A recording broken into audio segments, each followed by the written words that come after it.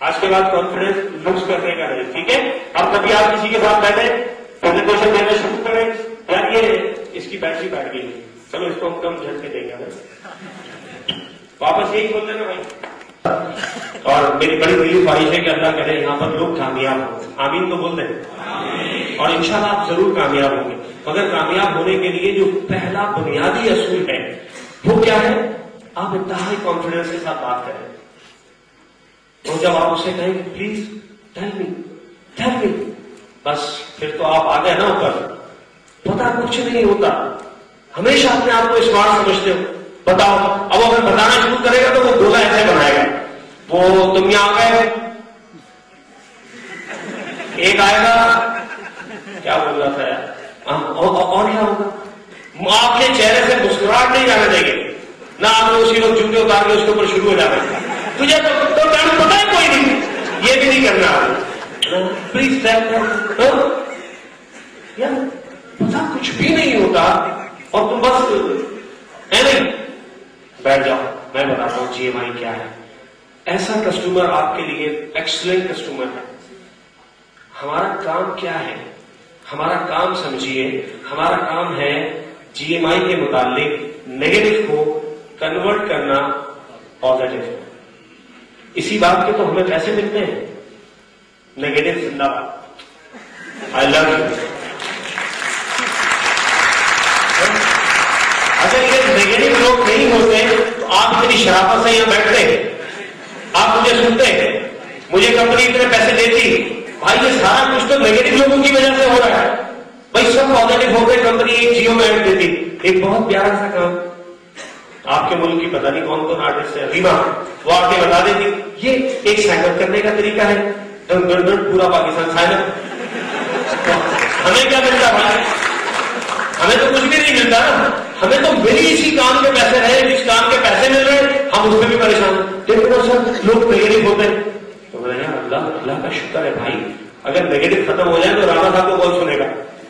کسی نے لکھے نہیں کرانے پھر ہمیں تو ہم تو چلی نیگیٹو لوگوں کی وجہ سے رہے، تو کبھی بھی نیگیٹو سے پریشان نہیں ہو، بلکہ نیگیٹو کو اپنے کانفیڈنس سے پازیٹو میں کنورٹ کر لیں۔ تو آج کے بعد پریشان تو نہیں ہوں گے جب آپ سے کوئی بولے گا اور کوئی کمپنی نا پتا ہے پتا، یہ تو مسئلہ نہیں ہو گیا یار، مجھے خامخواہ جانا پڑتا، عارف جویلری کے سپورٹ سینٹر کو بناتا بھی زمین کے نیچے، وہاں تو سنگر بھی نہیں آتے، یہ تو بڑا اچھا ہو گیا کہ تمہیں پتا ہے بتاؤ۔ اب آج کے بعد میں یہ چاہتا ہوں یہاں کے جتنے لوگ بیٹھے ہیں، آج کے بعد آپ کبھی بھی جب کوئی آپ سے جی ایم آئی کا نام لے گا یا اس طرح کی کوئی بات کرے گا پریشان تو نہیں ہوں گے؟ نہیں، اتنا ڈھیلا جواب نہیں دینا، پریشان تو نہیں ہوں گے؟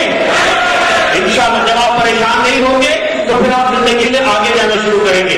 تو جب آپ زندگی میں آگے بڑھنا شروع ہوتے ہیں تو پھر دیکھیں پھر یہ دنیا آپ کو سلیوٹ کرتی ہے۔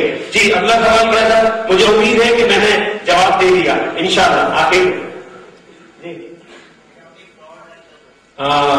کمپنی بھاگ گئی تو یہ بڑا مسئلہ ہوتا ہے بھائی، لوگوں کے بچے بھاگ جاتے ہیں، جنہیں بال اس کے جوان کرتے ہیں، تو کسی بھاگنے والے کو کوئی روک سکتا ہے؟ میں تو نہیں روک سکتا، نہ جی ایم آئی میرے تایا کی ہے کہ میں تو نہیں یہ نہیں بھاگے گی۔ آپ کا بھی یہ ریئیکشن ہونا چاہیے جو میں ابھی آپ کے سامنے بات کر رہا ہوں، پر کسی بھاگنے والے کو ہم روک نہیں سکتے، تو ہم کیوں یہ دعوے کرنا شروع کرتے نہیں اس کو نہیں بھاگے گی؟ بچوں کی طرح بہت سارے دوست جو ہے بحث کر رہے ہیں، میں کہہ رہا ہوں مان لے وہ میرا بہت اچھا دوست ہے، میں نے ٹریننگ سنی ہے اس کی، یہ والی باتیں نہیں کرنی۔ چلو بھائی کسی بھی بھاگنے والے کو ہم روک نہیں سکتے۔ اب آپ اس سے اگلا سوال کر دیجیے، سر میں جواب دے رہا ہوں، سر اب اگلا سوال یہ کر دیجیے اس سے کہ بھائی مجھے صرف اس کی وجہ بتا دیں، بھاگ کیوں جائے گی؟ اب ہم اس وجہ پہ بات کریں تو میرے خیال سے معقول بات ہوگی، کسی بھاگنے والے کو ہم نہیں روک سکتے، ایسے ہی ہے۔ کل بھی میں دیکھ رہا تھا نیوز، رات کو بہت لیٹ نائٹ میں نے جیو لگایا تھا تو نیوز آ رہی تھی کہ گورنمنٹ جو ہے وہ انہیں سیکورٹی پرووائڈ کرے، 2 بھاگ گئے تھے گھر سے۔ میں نے کہا یار بھاگنے والے کو کوئی نہیں روک سکتا، تو بھاگنے والے کو کوئی نہیں روک سکتا، ہم اس بات پہ بات کریں کہ بھاگ کیوں جاتی ہے کمپنی سے، ٹھیک ہے؟ اور میرے خیال سے اگر ہم اس ٹیکنیکل بات کو سمجھ جائیں تو ہمیں زندگی میں کبھی پرابلم نہیں ہوگی۔ کسی بھی کمپنی کا اگر بزنس کو ہمیں سمجھنا ہے تو بیسک 4 پلرز کو سمجھنا ہوگا۔ ہر عمارت 4 ستون پہ ہوتی ہے، ایسا ایسے ہی ہے. اب اگر ہم 4 پلرز پہ بات کریں تو ہر بزنس میں یہی 4 پلر ہوتے ہیں جس پہ بزنس بیس کرتا ہے اور یہ کاروبار کھڑا رہتا ہے. اگر ہم نمبر 1 بات کریں تو اس بزنس کا جو سب سے پہلا ستون ہوتا ہے وہ اس بزنس کی مصنوعات ہوتی ہے جسے ہم پروڈکٹ کہتے ہیں. ٹھیک ہے؟ تو آپ دیکھیے اسی میں آپ یہ کوشچن بھی ایڈ کر لیجئے کہ اس سے پہلے جو اس طرح کی کمپنی آئی وہ بھاگ گئی یا نہیں بھاگی. اس چیز کو اگر آپ دھیان میں رکھیں گے تو آپ کو سمجھ میں آ جائے گا. اور ہر بزنس میں اگر یہ چاروں ستون ٹھیک ہیں, یہ چاروں پلر ٹھیک ہیں, تو یہ بزنس انشاءاللہ رہے گا. اور اس میں سے کوئی بھی پلر کمزور ہے تو یہ عمارت قائم نہیں رہ سکتی.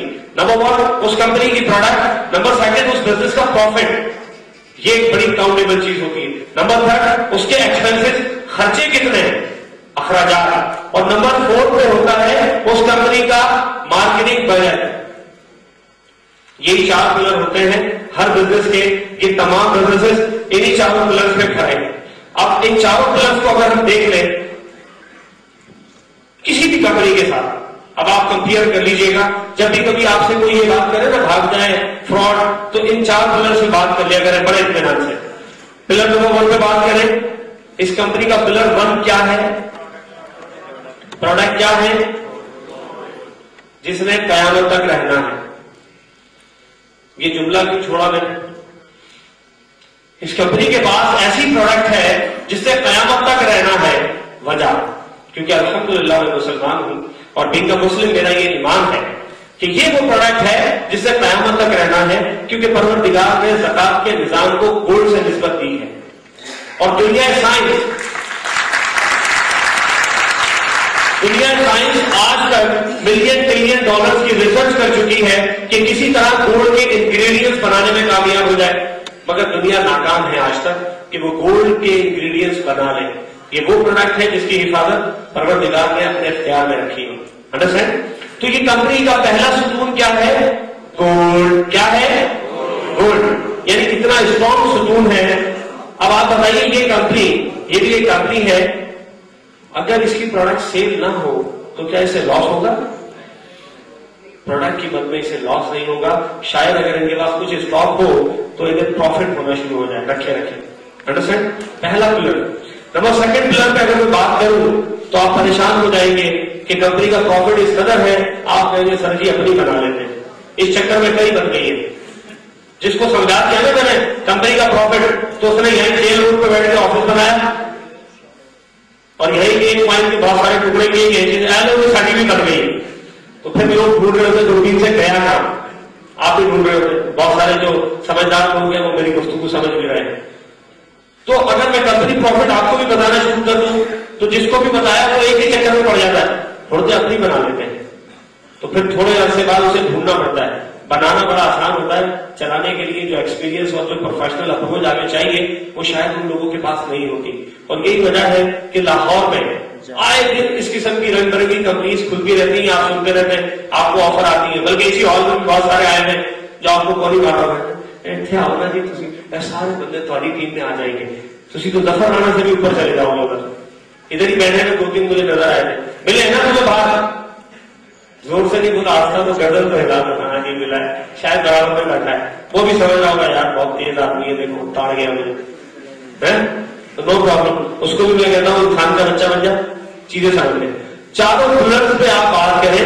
2nd پلر اگر میں پروفٹ پہ بات نہیں کرنا چاہوں گا, آ جائیے 3rd پلر پہ.